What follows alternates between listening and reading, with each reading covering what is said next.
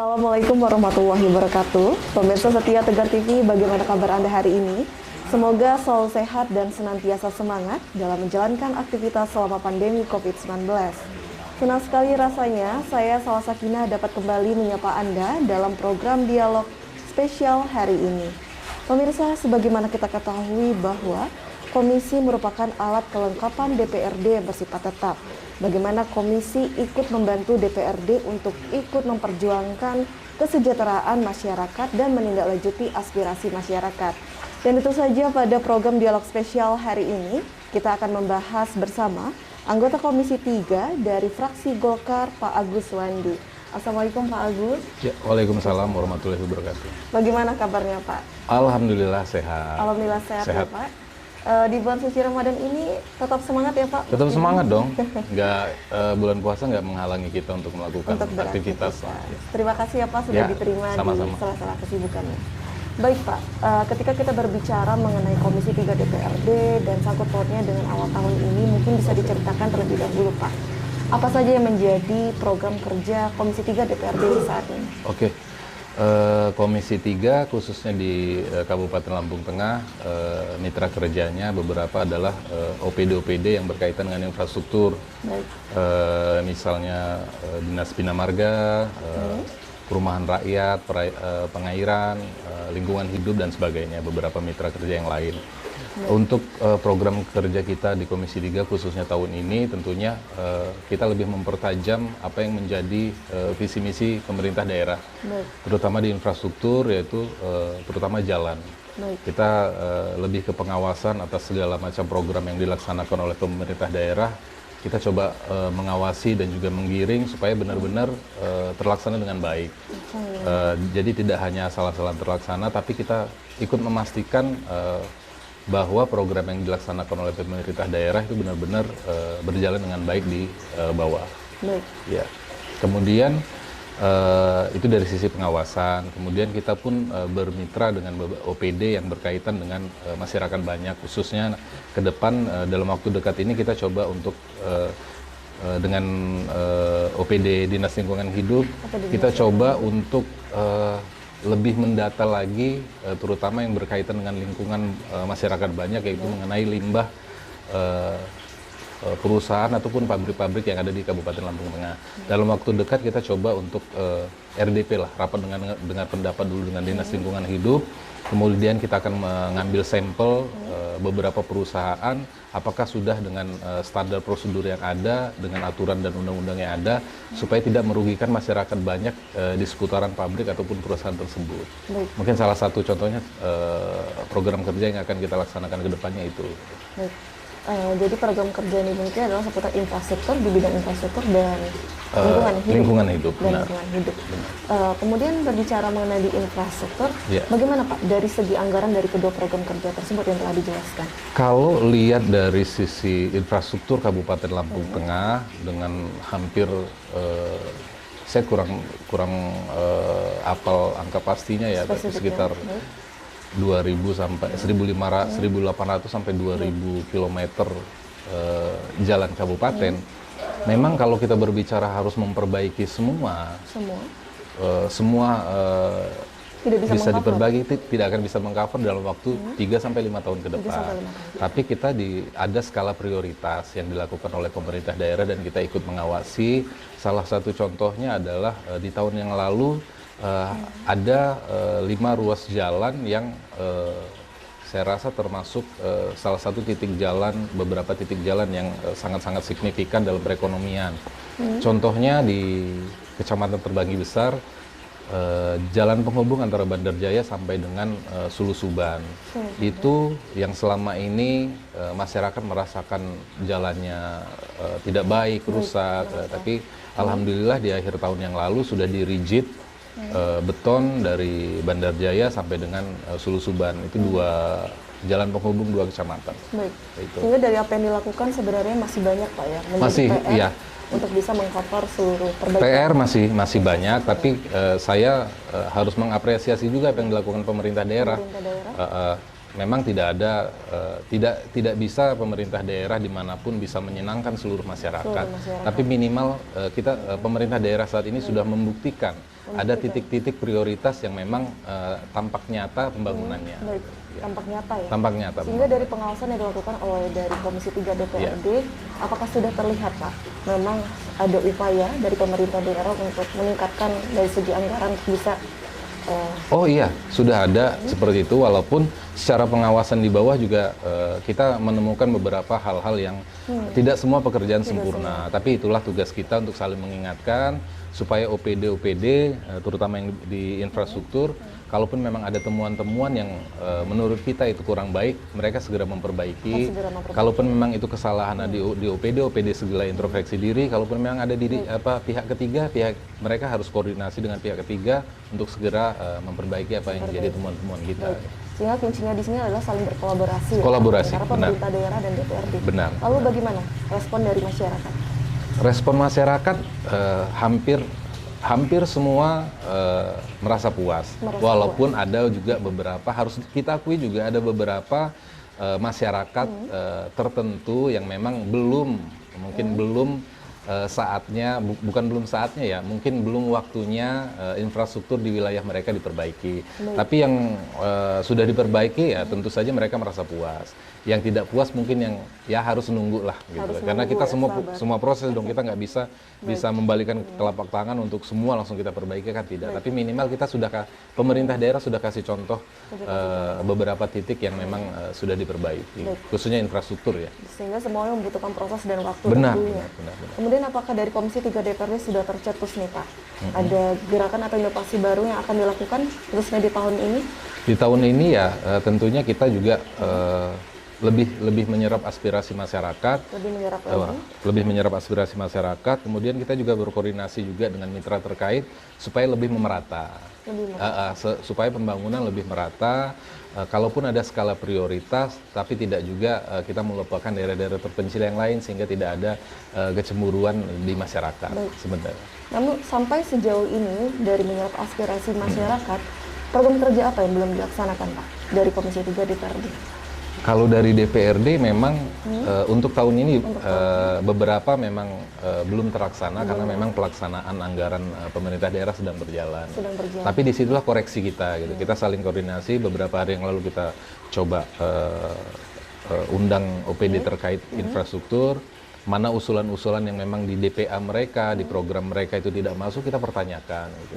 Kemana, kenapa kok belum terlaksana, kendalanya apa gitu. Kenapa kita jadi beban juga kan, misalnya ada usulan masyarakat, kita coba masukkan di tahun ini, ternyata mungkin belum ada, kita coba pertanyakan saja kan gitu.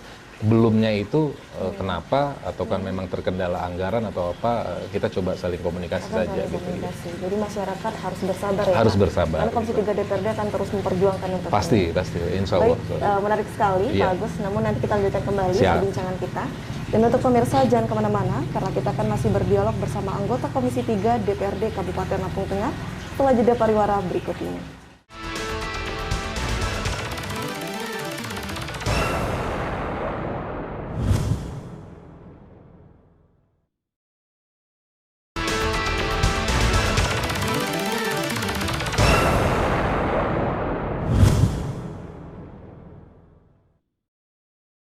Terima kasih pemirsa, Anda kembali menyaksikan program Dialog Spesial hari ini, dan tentu saja kita masih berdialog bersama Pak Agus Wandi dari anggota Komisi 3 DPRD Kabupaten Lampung Tengah. Baik Pak, kita lanjutkan kembali perbincangan kita. Jadi tadi sudah Bapak ungkapkan bahwa memang di tahun ini belum berjalan ya Pak untuk program kerja. Iya. Namun apakah berangkat dari tahun kemarin, apakah banyak Pak program kerja yang belum terrealisasi sehingga dilanjutkan di tahun ini? Beberapa yang belum terlaksana, kita coba pastikan untuk di tahun ini terlaksana. Gitu. Karena kita juga terbebani beberapa usulan-usulan dari masyarakat, khususnya infrastruktur ya, kita bicara infrastruktur, beberapa proposal yang dari beberapa kampung ataupun masyarakat yang jalannya ataukah membutuhkan sumur bor di salah satu titik yang belum terlaksana, ya kita coba pastikan di tahun ini yang belum terlaksana di tahun lalu, mudah-mudahan tahun ini bisa terlaksana dengan baik. Lalu dalam waktu dekat yang akan digarap langsung Pak mengenai pembangunan misalnya infrastruktur Kalau dalam waktu dekat? dalam waktu dekat, beberapa kita bicara infrastruktur ya. Baik. Saya sih belum, kalau berbicara pribadi sih, tentunya usulan-usulan yang disampaikan melalui saya ataupun melalui teman-teman yang lain gitu. Ya kita coba mengawal dalam waktu dekat, ruas jalan dari Bandar Jaya sampai dengan maaf, bukan dari Bandar Jaya, dari Kota Gajah sampai dengan Seputi Banyak, kemudian Seputi Banyak sampai dengan Bandar Surabaya atau Seputi Surabaya, saya kurang paham detailnya itu. Insya Allah tahun ini Insya Allah, dalam waktu dekat ini terlaksana. Sehingga dalam titik tersebut yang akan diprioritaskan ya Pak untuk Prioritas, memperbaiki benar. covernya. Kemudian dari hal itu semua kan pasti ada kendala nih Pak. Iya. Apa kendala yang dialami untuk bisa merealisasi program ini?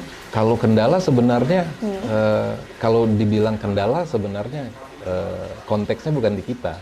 Konteksnya malah justru bukan ada di Komisi Bukan 3 di DPRD. Komisi 3 tapi di Ya, OPD betul. terkait kan gitu loh. Mungkin kendalanya pada di komunikasi, OPD tidak bisa. Biasanya sih kalau memang sudah terprogram, Sudah terprogram harusnya tidak ada alasan untuk tidak terlaksana. Tapi memang 2 tahun belakangan kan kita tahu nih COVID nih. COVID. Nah, terkendalanya memang khususnya anggaran-anggaran tersebut terkena refocusing.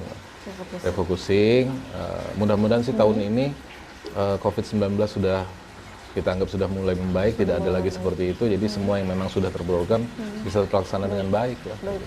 Sehingga yang terasa sekali kendala yang dialami adalah dari segi anggaran ya. Dari segi anggaran, benar. Semoga Karena Lampung Tengah kan sangat luas sekali. sangat luas sekali. Kabupaten terbesar di Provinsi Di Lampung. Provinsi Lampung. Baik. Kemudian benar, saya buka sedikit anggaran ya. Anggaran misalnya tahun ini 2,6 triliun. Kalau masyarakat membacanya adalah 2,6 triliun besar. Tapi juga harus kita sampaikan bahwa dari 2,6 triliun 1,1-nya habis untuk belanja pegawai. Untuk belanja. Iya, PNS kita, ASN kita di Kabupaten Lampung Tengah ini sangat-sangat besar sekali. 1,1 sudah habis untuk biaya pegawai. Hanya sisa 1,5 terbagi dari 33 OPD. 23. Jadi untuk infrastruktur ya memang ya dibilang kurang ya memang kurang, tapi memang seperti inilah kondisinya. Kita selalu perjuangkan untuk infrastruktur benar-benar bisa setiap tahunnya bisa meningkat. Bisa meningkat. Iya. Baik, menarik sekali, mungkin masyarakat juga perlu mengetahui Iya ya, Pak, benar. akan Misal kalau bicara secara pribadi, teman-teman DPRD, terutama yang memperjuangkan aspirasi masyarakat itu, saya rasa semuanya pasti menginginkan, semua pasti fight untuk memperjuangkan supaya infrastruktur khususnya di wilayah masing-masing itu bisa terbangun dengan baik. Pasti itu semua. Pasti. Tapi kita sendiri juga sadar akhirnya pada saat kita sudah berkomunikasi dengan pihak eksekutif, ternyata memang setelah dipaparkan ya memang adalah anggaran lagi kan. Kita juga nggak bisa memaksakan kan gitu, bahwa pada saat anggaran tidak ada ya kita mau bilang apa. Gitu. Tapi bagaimana caranya supaya dengan anggaran yang ada kita bisa memeratakan pembangunan yang ada di Kabupaten Lampung Tengah. Maka itu diperlukanlah skala prioritas yang Benar, tepat ya Pak, benar, untuk bisa benar. menentukan wilayah mana yang perlu Benar. didahulukan dulu. Yang didahulukan. Baik. Benar. Berbicara mengenai aspirasi masyarakat kan begitu banyak ya Pak, Benar. aspirasi masyarakat yang datang.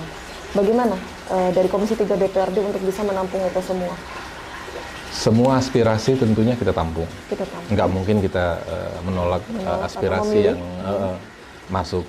Tapi di situ balik lagi kayak yang kita bicarakan tadi, tentunya kita juga memilah, kita berbicara dengan teman-teman komisi, mana nih yang prioritas.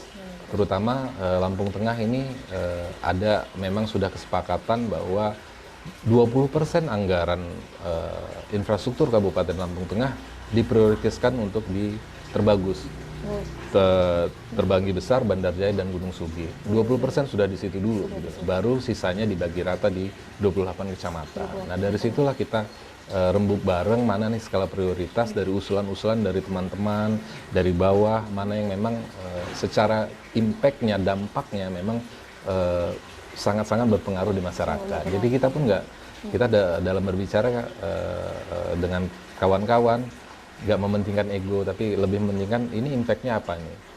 Pada saat kalau ini kita prioritaskan, dampak ekonominya ada nggak? Dampak secara pendidikannya ada nggak? Akses ekonominya seperti apa? Akses ke bidang pendidikannya seperti apa? Lebih ke sana sih gitu. Sehingga hal itu semua menjadi tolak ukur ya Pak, Tolak untuk ukurnya, bisa melihat usulan data yang dari masyarakat. Benar. Namun apakah tidak akan menjadi cemburuan sosial nih Pak yang datang dari masyarakat ketika merasa, wah kecamatan yang ini didahulukan, bagaimana kecamatan saya yang bla bla bla. Pasti. Seperti itu apakah ada muncul? Selalu ada. Selalu ada. Selalu ya? ada. Setiap tahun pasti kita selalu ada seperti itu. Tapi ya balik lagi kita pada saat kita sudah berbicara bersama-sama, tentunya kepentingan yang lebih pas lah yang kita dahulukan, gitu. Seperti itu. Sehingga itu adalah pintar-pintarnya ya Pak dari DPRD untuk bisa melakukan pendekatan kepada masyarakat. Benar. Kemudian apa Pak yang paling dominan yang dikeluhkan oleh masyarakat? Ya tentunya jalan. Tetap jalan. Karena itu yang paling dilihat dan paling dirasakan setiap hari kan. Mesti jalan. Baik. Kemudian setelah jalan mungkin ada yang kedua? Setelah jalan menurut saya kalau belakangan ini adalah di pasar ya. Di pasar. Bagaimana itu? Khususnya di Dinas Perdagangan yang menaungi di pasar ya. Keluhannya adalah dengan kondisi COVID-19 mungkin perputaran ekonominya mulai menurun, kemudian dari retribusi ya kompleks lah, kita akhirnya menemukan permasalahan kan gitu. Mereka selalu minta bagaimana inovasi dari pemerintah daerah dan DPRD supaya ekonomi tetap bertahan di kondisi COVID-19, tetapi juga kita diiringi dengan keluhan-keluhan bahwa retribusi segala macam, jadi benang kusut yang harus kita uraikan satu-satu. Dan itu tidak henti-hentinya ya, tidak henti-hentinya, untuk bisa mengkomunikasikan kalau tidak terkait. Benar. Dan sejauh ini respon mereka, apakah mereka menyambut dengan hal yang positif atau justru tak acuh? Pastinya kalau pada saat sudah kita ajak bicara tentu responnya positif kan gitu.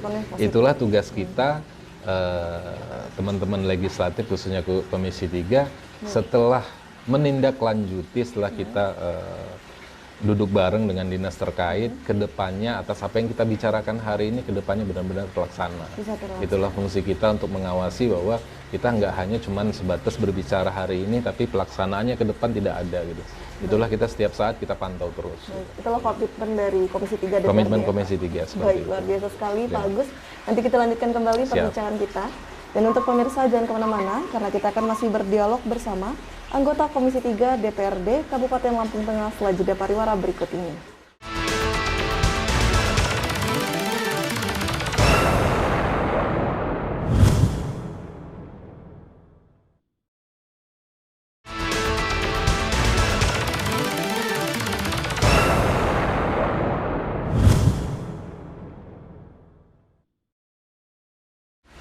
Terima kasih pemirsa, Anda kembali menyaksikan dialog spesial hari ini, dan tentu saja kita masih berdialog bersama anggota Komisi 3 DPRD Kabupaten Lampung Tengah dari fraksi Golkar. Baik Pak Agus, kita lanjutkan kembali perbincangan kita bahwasanya memang dari Komisi 3 DPRD itu memiliki komitmen yang kuat ya Pak untuk terus selalu memperjuangkan aspirasi masyarakat. Namun yang saya penasaran di sini adalah bagaimana sih Pak mengenai mekanisme pembagian tugas untuk di Komisi 3 DPRD itu sendiri? Oke. Kalau mekanisme secara struktural sih sebenarnya tidak ada ya. Kita improve karena dalam satu komisi itu khususnya di Kabupaten Lampung Tengah hanya 13 orang. Terdiri dari ketua, wakil ketua, dan sekretaris. Itu biasanya pada saat kita sudah memulai program kerja sih, biasanya ketua yang akan menugaskan bahwa teman A mitra kerjanya ini coba konsultasikan. Kemudian ada temuan apa dari masyarakat, dikomunikasikan juga. Jadi menurut saya sih kayaknya selalu bersama-sama deh. Bersama-sama, cuman memang pada saat nanti sudah teknis biasanya di lapangannya sih kita bagi tim lah. Ada yang memang khusus di backup di kantor, ada yang memang di lapangan. Tapi itu improve lah, berjalannya improve lah. Nggak ada penugasan khusus, itu tidak ada. Jadi untuk pembagian tugas itu improve dan memang harus disesuaikan dengan kapasitas teman-teman yang ada di Komisi 3 gitu. Terkadang juga kebentur kepentingan kan gitu. Mungkin hari ini ada beberapa teman yang tidak bisa, kita ada teman yang bisa, kita saling nutupi lah seperti itu. Jadi sifatnya adalah situasional juga ya, dikatakan. Baik Pak, saya penasaran sekali Pak. Seperti kita tahu bahwa memang sudah 1 tahun ya Pak. pengurusan dari Bapak Musa dan Iya. Pak Dito. Saya ingin bertanya sederhana dulu nih Pak. Iya. Kira-kira kalau bisa diberikan skor, Bapak Agus ingin memberikan skor berapa nih Pak? Untuk refleksi 1 tahun Bapak Musa dan Pak Dito. Ini pertanyaannya Ini seperti saya, games nih, Pak. iya, kebetulan saya dari fraksi Golkar. Kalau saya menyatakan terlalu berlebihan juga pasti orang akan bilang ya wajar, bahwa ketua partainya adalah bupati yang menjabat. Tapi ya secara pribadi saya nyatakan kepemimpinan 1 tahun Musa Dito 80 lah skor. 80 luar 80 biasa. ya, dari 100 ya. Baik, 80. rasanya tidak afdol nih Pak kalau tidak diuraikan mengapa Pak Agus memberikan skor 80. Skor 80 saya berikan satu, bahwa pada saat masa pemerintahan mereka berjalan sedang tinggi-tingginya COVID-19, kemudian dari pemerintah pusat juga mengenai vaksin juga selalu jadi sorotan. Ternyata dalam perjalanannya berhasil lah. Saya lihat berhasil. Kita selalu berada di zona, nggak pernah sampai di zona 3 kalau tidak salah kan gitu loh. Kita PPKM juga tidak sampai level 3 terlalu lama gitu. Menurut saya sudah berhasil dalam penanganan kasus COVID-19 yang memang sudah mendunia kan gitu. Itu yang pertama. Terus masalah infrastruktur juga yang kita sebutkan tadi di awal, bahwa beberapa prioritas jalan penghubung kecamatan yang ada di kabupaten yang selama ini asumsi masyarakat itu selalu rusak sudah bisa diperbaiki. Menurut saya sudah luar biasa. Kemudian dari segi pelayanan, program unggulan Musa Dito ada Bunga Kampung. Bunga Kampung yang mana jemput pelayanan ke masyarakat, ke kecamatan-kecamatan. Setiap kecamatan dikunjungi langsung? Dikunjungi langsung oleh bupati dan wakil bupati, bahkan beliau berdua biasanya minap langsung di tempat tersebut gitu. Jadi semua pelayanan, perizinan, BPJS, pembuatan KTP, KK, itu semua bahkan masuk rekor muri deh. Kalau tidak salah rekor muri di 2 bulan yang lalu sebagai bentuk pelayanan publik yang menyentuh langsung ke masyarakat. Nah, mungkin tiga itu saja sih yang menurut saya secara gambaran umum, bahwa kenapa saya kasih nilai skor 80. Sudah baik lah. Kalaupun ada beberapa kekurangan ya wajar gitu. Wajar saja, kita tidak bisa dalam 1 tahun bisa menilai gagal ataupun berhasil, kan tidak bisa. Tapi menurut saya dari 1 tahun berjalannya sudah berhasil. Kalaupun ada kekurangannya masih ada waktu untuk bisa memperbaiki. Ya. Jadi ketiga itu memang menjadi bukti wujud langsung ya Pak, bahwa ya, memang kepengurusan Pak Musa dan Pak Dito bisa diacungi jempol. Ya, kalau saya pribadi saya acungi jempol. Baik, luar biasa sekali, menarik sekali ya Pak Agus perbincangan kita. Namun tidak terasa kita sudah di penghujung acara nih Pak. Mungkin sekiranya bisa diberikan apa yang ingin disampaikan oleh masyarakat yang telah setia menyaksikan kita dari awal hingga akhir. Oke. Saya sih ingin menyampaikan khususnya kepada masyarakat Lampung Tengah, khususnya seluruh masyarakat Lampung Tengah, kita semua punya proses dalam pembangunan yang ada di Kabupaten Lampung Tengah. Insya Allah kedepannya kita bermitra dengan pihak eksekutif, bahwa infrastruktur yang ada di Kabupaten Lampung Tengah bisa kita sama ratakan pembangunannya. Itu yang pertama. Terus yang kedua, walaupun kondisi sekarang sudah mulai COVID-19 seperti sudah mulai tidak ada, tapi kita tetap harus selalu menjaga protokol kesehatan supaya tidak ada terjadi gelombang COVID berikutnya. Kemudian yang terakhir adalah tetap jadi masyarakat yang produktif, karena kalau dari masing-masing masyarakat produktif, insya Allah menjadi kelompok masyarakat yang kuat, menjadi kampung yang kuat, dan menjadi Kabupaten Lampung Tengah yang berjaya. Terima kasih. Baik, Lampung Tengah yang berjaya. Ya. Luar biasa sekali. Terima kasih Pak Agus atas waktu dan kesempatan ya Pak. Ya. Semoga sukses dan sehat selalu. Sama-sama, sukses buat kita semua. Baik. Dan tak lupa saya ucapkan juga untuk seluruh pemirsa yang telah setia menyaksikan dialog spesial hari ini. Dan kita doakan semoga Komisi 3 DPRD Kabupaten Lampung Tengah akan terus selalu memperjuangkan aspirasi masyarakat dengan memaksimalkan ketiga fungsinya dari legislasi, anggaran, dan pengawasan. Dan saya Salwa Sakinah, mewakili kru yang bertugas hari ini, pamit undur diri. Wassalamualaikum warahmatullahi wabarakatuh. Sampai jumpa.